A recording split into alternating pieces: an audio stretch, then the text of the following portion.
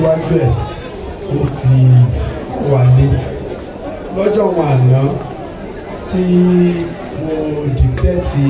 alájà wa Mistura to the success. Then I happen to be one of the staff, teaching staff of Nawaruji Nursery Primary School then. So tẹ́ bá rí nǹkan ṣòfò fún látàárọ̀ inú classroom lórí tàbí ṣe. Kódà lẹ́yìn nígbà tó ń ṣú ẹ̀ staff wa kan gbà yẹn náà ó wà lórí. Ó sì ń sọ fún mi pé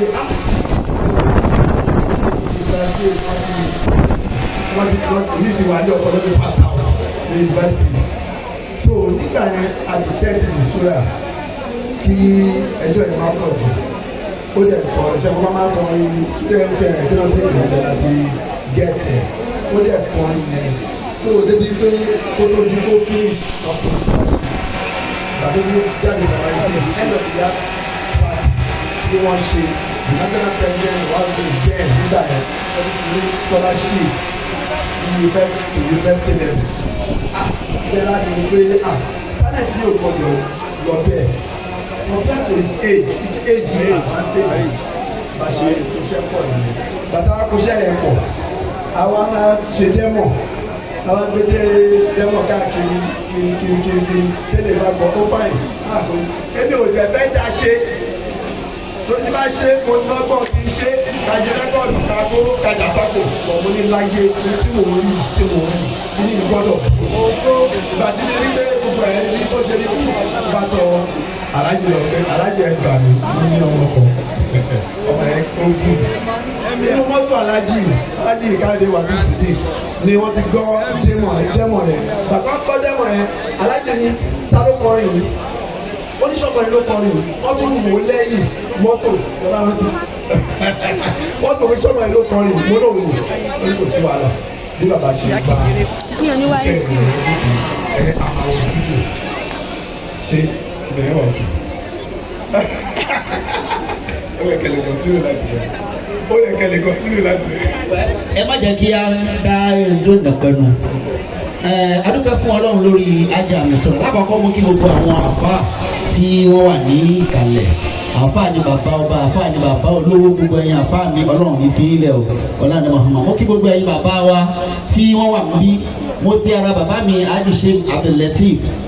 Siddiq mo fi kí gbogbo ẹ̀yin tí Mistura fi ìwé pè Ọlọ́run bá láàánú jùlọ tó ní kẹ́ jẹ́ Mistura Ọlọ́run bá òní gbà bí ẹ̀yin náà ọ̀làdé mi. àwọn olórin ni wọ́n sọ wípé ẹnìkan ọmọ tí ó kẹ́lé ilé ènìyàn mọ bí orí ń bẹsẹ̀ rẹ̀ Ọlọ́run ló mọ bí orí ń bẹsẹ̀ lọ. bàbá mi kábíyèsí ọba Babátúndé Ṣónọlá ẹ máa gbẹ́sẹ̀ lọ́kọ̀ọ̀kan ẹ máa wọlé kẹ́ máa rọra kábíyèsí Olú of Makurdi Kingdom ẹ máa wọlé máa rọra sí i. Now, nǹkan tí mo rí lára Mistura òun náà ni wípé nǹkan kan ni tó jẹ́ pé tí olórin bá ní tí wọn ò bá ìmọ̀ wọn á mọ̀ kíní yẹn náà ni mo rí lára ẹ̀ kíní náà wọ́n pè ní inspiration. Tẹ́ bá fún Mistura ní orin wípé gbà kó jábọ̀ méjì